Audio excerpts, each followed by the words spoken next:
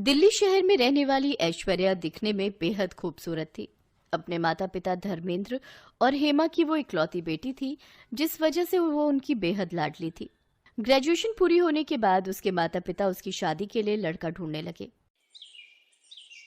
मेरी बेटी अब जवान हो गई है, अब उसे शादी करके दूसरे घर जाना होगा, लेकिन मेरा तो ये सोच सोच कर ही बुरा हाल हो रहा है कि उसके जाने के बाद उसके बिना हम कैसे रहेंगे जी। इसी बात की चिंता तो मुझे भी खाई जा रही है हेमा। धर्मेंद्र चौहान का दिल्ली शहर में अपना 2 मंजिला मकान था, जिसमें ग्राउंड फ्लोर पर वो खुद रहा करते थे और ऊपर की मंजिल बिल्कुल खाली थी। एक दिन संडे वाले दिन किसी अजनबी ने दरवाजे की घंटी बजाई। रुको माँ, मैं दरवाजा खोलती हूँ। ऐश्वर्या ने जैसे ही दरवाजा खोला तो सामने एक बहुत ही हैंडसम लड़का खड़ा हुआ था, जिसका नाम था अखिल। जी मुझे पता चला है कि आप अपने घर का ऊपर वाला फ्लोर किराए पर देना चाहते हैं। आप यहीं रुकिए, मैं पापा को बुलाकर लाती हूँ। हाँ, क्या बात है बताओ। अंकल वो एक्चुअली मैं अपने पेरेंट्स के साथ 2 दिन पहले ही इस शहर में आया हूँ। मेरी यहाँ नई नई जॉब लगी है, तो मुझे आपका घर किराए पर चाहिए था। लेकिन बेटा, मुझे अपना घर किराए पर देने में कोई इंटरेस्ट नहीं है। अरे दे दीजिए ना, देखो तो बेचारा कितना मासूम लगता है। और वैसे आकर के चली जाएगी, तब हम इस घर में अकेले ही रह जाएंगे, तो कम से कम और कोई होगा तो मन तो लगा रहेगा ना। आंटी जी, आपने बिल्कुल ठीक कहा। जब आपकी बेटी शादी करके चली जाएगी तो मैं आपका मन अच्छे से लगा कर रखूंगा। आपको बिल्कुल भी बोर नहीं होने दूंगा। अरे वाह बेटा, तुम तो बहुत अच्छी बातें करते हो और जल्दी घुल मिल भी जाते हो। एक काम करो, तुम अपने पेरेंट्स के साथ कल ही ऊपर वाले फ्लोर पर रहने आ जाओ। मैं तब तक साफ सफाई करवा कर रखूंगी। अरे नहीं आंटी जी, आपको परेशान होने की बिल्कुल भी ज़रूरत नहीं है। मैं खुद ही आकर सारी साफ सफाई कर लूंगा।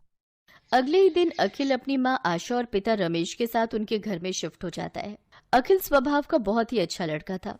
अपनी चुलबुली बातों और हंसते हुए चेहरे से वो सबका मन जीत लेता था। हेमा चौहान को अखिल बहुत पसंद आता है। अब अखिल को उस घर में रहते हुए कुछ दिन बीत चुके थे।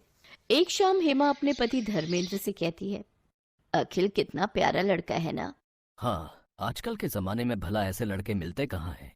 अपने माता पिता को खाना तक बनाकर खिलाता है। अजी खाने की क्या बात करते हो, जब उसकी मेड नहीं आती तो वो घर का भी सारा काम खुद ही करता है। हमारी बेटी को भी काश ऐसा ही कोई लड़का मिल जाए।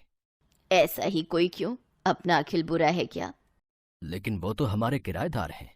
हाँ तो ये तो अच्छी बात है ना, इससे हमारी बेटी भी अपने पास ही रहेगी। आप हाँ कहो तो मैं कल ही उसके माता पिता से रिश्ते की बात आगे बढ़ाती हूँ। हाँ ठीक है। फिर एक दिन मौका पाकर हेमा अखिल और उसके परिवार से इस बारे में बात करती है और फिर सबकी रजामंदी से दोनों की शादी हो जाती है। अगले दिन जब सुबह अखिल सोकर उठता है तो ऐश्वर्या को ना पाकर अपनी माँ से पूछता है, माँ, ऐश्वर्या कहाँ है? पता नहीं बेटा, मैं भी उसे ही ढूंढ रही हूँ। आज उसकी पग फेरों की रस्म जो है। लेकिन ऐश्वर्या तो बड़े मजे से अपने पेरेंट्स के पास जाकर चाय पी रही थी। ऐश्वर्या, तुम वहाँ क्या कर रही हो? चाय पी रही हूँ, मुझे अपने इस कप में ही चाय पीना पसंद है। और बाथरूम भी मैं सिर्फ अपना ही यूज करती हूँ, ऊपर का वो रूम मुझे पसंद नहीं। अरे बहू, आज तुम्हारी पग फेरों की रस्म थी, लेकिन तुम तो अकेले ही मायके पहुंच गई। चलो कोई नहीं, अब मैं अखिल को नीचे भेजती हूँ तुम्हें लेने के लिए। क्या सासू माँ, आप भी आ तो रही हूँ मैं। इसके बाद रसोई बनाने के लिए कहती है, लेकिन 5 मिनट के अंदर ही ऐश्वर्या हलवा लेकर पहुंच जाती है। अरे वाह, हमारी बहू तो बहुत तेज है। 5 मिनट भी नहीं हुए इसे गए हुए और हलवा बना कर ले आई। नहीं पापा जी, ये तो नीचे मम्मी ने बनाया था तो मैं ऊपर ले आई। बहू, अब वो तुम्हारा मायका है और ये तुम्हारा ससुराल। हाँ तो क्या फर्क पड़ता है। अच्छा वो सब छोड़िए और ये बताइए कि आप इस महीने का किराया कब दे रहे हैं। पापा ने कहा था आपसे पूछ लूं। लेकिन बहू, अब तो हम रिश्तेदार हैं। क्या अभी भी तुम्हारे पापा हमसे किराया लेंगे? हाँ पापा जी, मेरे पापा ना हिसाब के एकदम पक्के हैं। अगर आप नहीं दोगे तो वो मुझसे मांग लेंगे, क्योंकि अब मैं इस घर की बहू जो हूँ।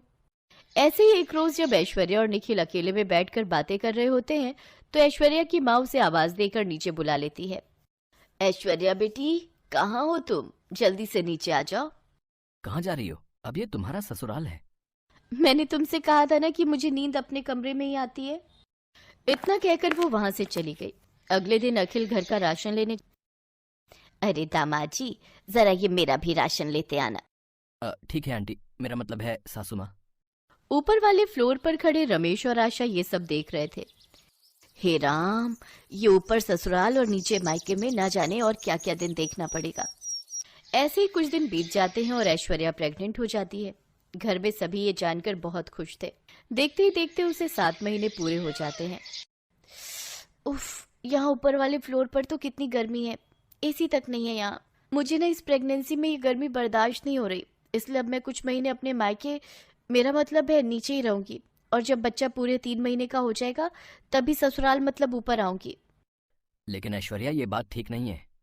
कोई बात नहीं बेटा, जाने दे बहू को, ऐसी हालत में इसे परेशान ना कर। और ये 4 सीढ़ी नीचे तो जा रही है, जब तेरा दिल करे मिलाए कर इससे। नहीं मम्मी जी, ये बात ठीक नहीं।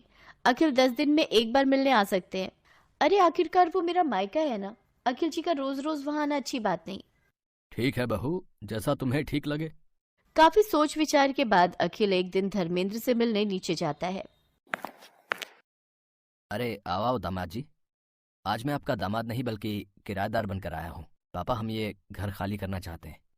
तभी ऐश्वर्या और हेमा भी वहां आ जाती हैं। लेकिन क्यों अखिल, ये मेरा मायका भी तो है। इसलिए तो खाली करना चाहता हूँ। ऊपर ससुराल और नीचे मायके ने मुझे मेरी ही बीवी बच्चों से दूर रहने पर मजबूर कर दिया है। और हाँ, कल ही हम यहाँ से शिफ्ट हो रहे हैं अपने नए घर में, तो परसों मैं अपनी बीवी को लेने आऊँगा। एक दामाद